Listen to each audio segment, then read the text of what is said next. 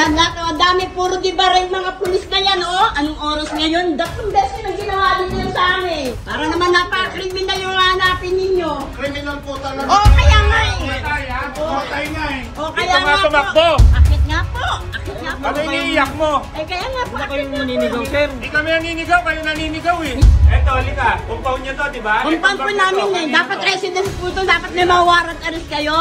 Kaninong bag kayo? Ba't wala makapagsabi kung kaninong bag kayo? Umalik po kayo doon. Eto, aalis na yung gamit nung pumatay. Nandito sa compound nyo, hindi nyo alam kung kanino to. Basura yan. Lahat ka nandyan, no? Basura. Okay. Sino ba hinahanap nila? Si Omar pa rin. Hindi po namin kamag-anak yun. Yan ang gamit sa bakuran mo, hindi mo ano eh, kung kanino eh. Eh, syempre, matagal yan. Dahil kanino ba yan? Eh, maraming tambay pumupunta rito. Wala na akong pampagawa ng dito. Yung ginawa ninyo pati sa gate. Oh, nahihimik ang dito. Lahat na lang.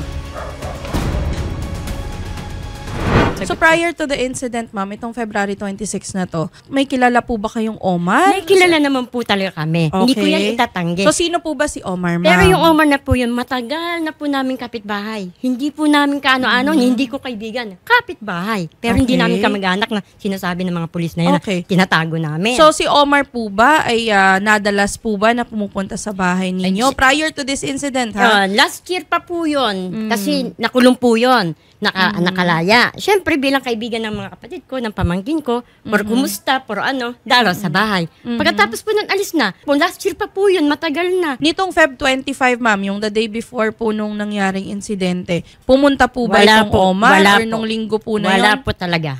Kaya how about sa mga kamag-anak niyo, ma'am? Kasi compound po ito, no? Yes, so, ilang pamilya po kayo na nakatira doon? Bali, 5 kapamilya po kami doon. Okay, sa 5 kapamilya po ninyo na nandoon, wala po bang nakipag-meet up with Omar? Wala po talaga. Doon sa kapatid ninyo na nagsabi wala na pa rin po talaga. Wala din? Wala pa rin po. Okay. So, nung nangyari po yung insidente, I understand, 2:30 nga po ng umaga Yes ito. po. Ano pong nangyari after? Kasi yung after po yung putol na yun, hindi ko na po tinigilan po yung Jose, yung si pulis na Jose. Yung police, okay. Kasi po kung saan po siya nandun, kaya putol-putol po, sinusundan ko siya. Gawa rin po na naputol, meron pong tumabig sa likod ko, tigilan mo nga yung pagbibideo mo. Di siyempre po naputol po yun. Dampot na naman po ako, hinahanap ko na naman po si Jose kung saan nandun. Kasi siya po yung galit na galit talaga, siya po yung react ng react. Kaso ang hinahanap nila, yung mga bag, yung mga laman doon, yung mga drama, ano po yun? Okay. Kaya hindi ko Sige, po alam. ma'am, para maintindihan namin, ma'am, sinira po yung gate ninyo, pumasok. Opo, Ilang pero police hindi ko po ito? Ma'am, attorney, Sige po. Yung gate na po noon, hindi ko na po alam kung sinira. Pero hindi naman po sila makakapasok doon kung hindi po nila sisirain so hindi yun. niyo po sigurado hindi kung kasi, sila. Bakit po, ma'am? Kasi nandun na sila sa taas namin, nandun na sila sa mga kwarto-kwarto namin. Saan sila dadaan? Doon din sa gate na sinasabi ko pong nasira nila. Ito kasi si Omar ay ang tunay na pangalan niya, si Omar, ay suspect sa isang shooting incident. Ikinamatay niya noong biktima, si Raquel. Yung ating mga kapulisan, merong nagbigay sa kanila ng impormasyon na ito daw si Omar ang nakita niya na bumarel dito kay Raquel. At itinuro niya kung saan nagpunta. Doon nga itinuro sa bahay ni ating mga nagreklamo. Nakita nung mga pulis na may isang lalaki na papunta doon sa bahay ng complainant at sinabi nga ng witness na yun si Omar. Kaya sinundan nila doon sa bahay. Police Colonel Canals, at the same time, this is the 3rd time na nangyari po ito sa kanila, if I'm not mistaken. Tama po ba? Wala po akong knowledge doon sa first at second time na pagpunta nila doon. Yung first at second, puro po yung civilian. Kaya hindi po ako maka-unsure kung sino po yung pulis sa kanila. Tapos hindi na po ako nakapag ng video noon. Pero is one name pa rin ang ang hanap nila is Omar. Omar pa din. Omar pa din. Ngayon sabing gano'n, ang case naman ng Omar is hindi nag-krimen o hindi nagbaril. Basta gusto lang nilang bitbitin ang Omar. O yun na lang po. Pero ito na po yung pinaka-worst. Ang pinaka-huli noon na siguro January lang po yung bago sila.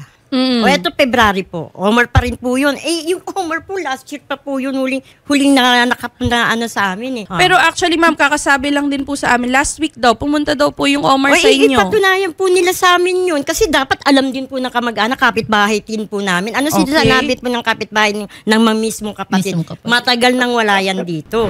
Ito pong mga kapulisan na ito, inireklamo, ay nirelieve po natin doon sa Substation 10. No, yun po yung kanilang dating unit. At iniligay po natin dito sa Office of the Chief of Police habang iniimbestigahan yung pangyayari no, para naman maging impartial. No?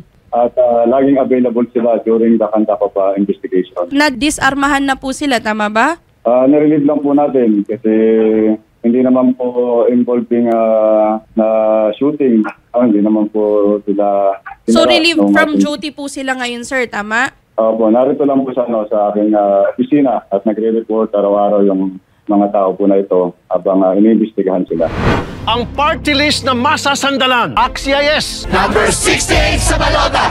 We saw how the police officers handled the situation. Makikita naman po natin, Sir Police Colonel Canals, kahit sino naman siguro ang nasa sitwasyon ng mga taong ito, ng mga nagre-reklamo. 2:00 ng madaling araw, pasukin po kayo ng mga kapulisan with mga barel, mga Armalite, o kung ano man po yung mga kabarilan na hawak nila, magtatanong po kayo kung bakit po sila nandoon. Pero ang lumalabas po sila po ay sinisigawan, sila po hindi pinag-explainan kung ano po ang ginagawa ng mga kapulisan natin. Why was it handled like that, Police Colonel Canals? Makikita rin po natin na yung po kasing sitwasyon ay sitwasyon po ng pagpatay ng tao.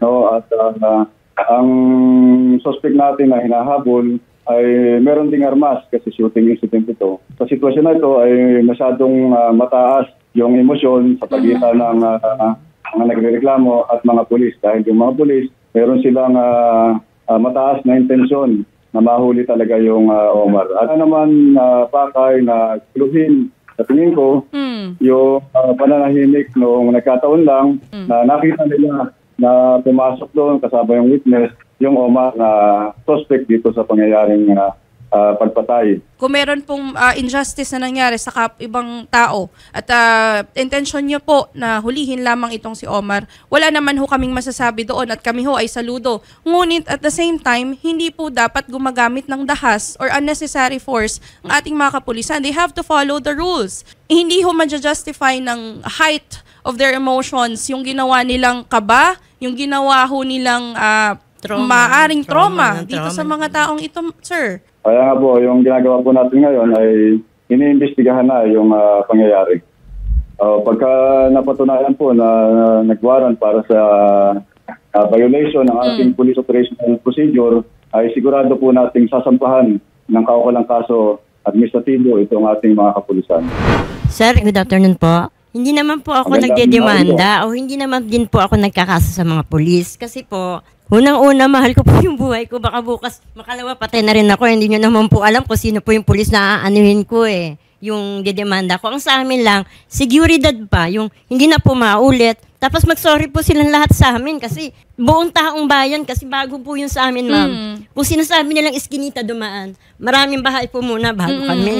Kami lang po yung hinalughog ninyo Kami lang po yung pinersahan yung hanapan ng hindi naman namin tinatago. Sinabi niyo po sa amin na tinago niyo na yung killer. Tapos, ano ba yun? Yung kamag-anak niyo yung killer. Sino ba yung killer? Si Omar pa rin. Hindi naman po, hindi nga namin tinatanggi, hindi namin kilala. Pero hindi namin kamag-anak. Hindi kami umaano ng mga pulis yung sasabihin ididemanda. Takot ko lang kayo sa inyo, sir, mga pulis. Kasi hindi rin namin ebidensya na wala naman kaming alam. Ang ano lang namin, hindi na sana maulit. Please lang po kasi ang dami na. Buhay pa yung mga parents ko, lagi kami nilolooban ng mga pulis. I understand, ma'am, kung saan po kayo nagagaling. Hindi po kayo dapat mahiya at hindi po kayo dapat matakot. Dahil lang mga kapulisan po, dapat kakampi po natin sila. Kaya nga, yung kinabukasan nung nangyari, araw-araw, ting umaga, ting gabi, may pulis na sa labas, meron po bang nag-surveillance sa inyo, ma'am? Ang sabi daw po, checkpoint lang daw po yun dahil sa nangyari.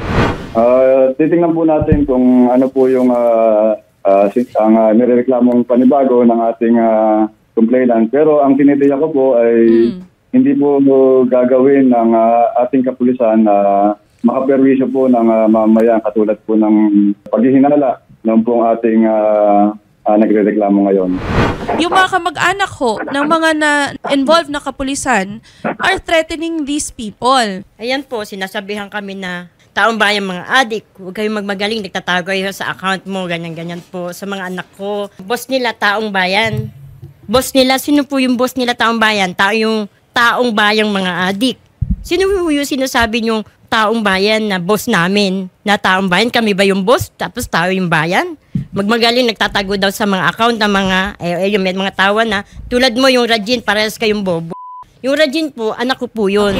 Yun po, sinabihan po kami nung asawa nung pulis na kami Ayun, daw po asawa yung po. pumatay. Mhm.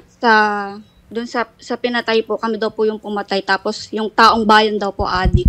Yun lang po yung pinakamabigat para sa akin. Yung iba po kasi bullying na siya eh. Rajin, huwag ngayon mag-private ka sa FB mo o matapang ka pero di pwede mag-comment. Sa bagay, para sa mga inutol na tulad mo lang pwede sa account mo. Yun po yung Jillian Josel. Asawa po yan ni Rayana, si Jose, yung pulis na Jose ang apelido. Dito po, bukas po yung ating impilan para ipabot niyo po yung mga... Ang problema, detalye. Police Colonel Canos, ang inirereklamo nga po, mga kamag-anak po ng kapulisan mismo. So, ano ho ang security or ma-ensure po natin na ito pong mga nagrereklamo ay hindi ho mapapahamak. Tatandaan niyo sir, ang allegedly nag-violate ng kanilang karapatan yung mga tauhan niyo rin po. Tapos ini-expect po ba natin na voluntarily pupunta lang sila dyan without any assurance from your end na mapoprotektahan niyo po sila? Ina-assure ko po na pagpunta po nila rito ay hahanapan natin ng solusyon yung kanilang problema para magkaroon sila ng kapayapaan sa kanilang isipan. Ako na po mismo yung gagarantiya na masusunod na natin yung kanilang mga agam-aga. Yung mga nagbully po, na kung ano na po sinabi na adik kami, adik ako, lahat po ng buong bayan doon, puro adik. Mag-sorry ka sa amin, mag-sorry ka lalo sa anak ko. Hindi pa tayo tapos ng kaso, so umiepal ka pa. Humihingi kami ng pamanhin sa nangyaring takot na inihatid sa inyo ng pangyayaring yon. Okay. Sige ho. Ganito po, Police Colonel, kami ho itututok din sa investigasyon ninyo sa Caloocan City personnel, mga PNP officers ho na involved. At sana ho ay maging impartial po ang inyong investigasyon. At kung meron hong matagpo ang lapses talaga, sana ho ay meron hong administratibong kasong maisampa doon ho sa mga involved na police officers. At kung maaari ho ay ma-retrain sila, mapagsabihan ho, even yung mga other police officers ho, dyan ho sa Caloocan City PNP. Salamat po at inaano po natin yung advice. Kinukonsider po natin, tinatanggap po natin ang bombo yung inyo pong payo. Karapatan nyo po kung kayo ho ay magkakaso o hindi. At kung ang inyong choice ay hindi ho magkaso, we welcome that at kami po ay susuporta po sa inyong desisyon. Ngayon, ang gagawin na lang po natin, sasamahan po namin kayo sa police station para at least may record ho sila Police Colonel Canals na ganito ho yung naging sitwasyon, ito ho yung nangyaring insidente on record. At yung apology ho na hinihingi ninyo from the police and from the people na nangaharas sa inyo ay makuha nyo rin from their end. Again, maraming salamat po at magandang hapon po.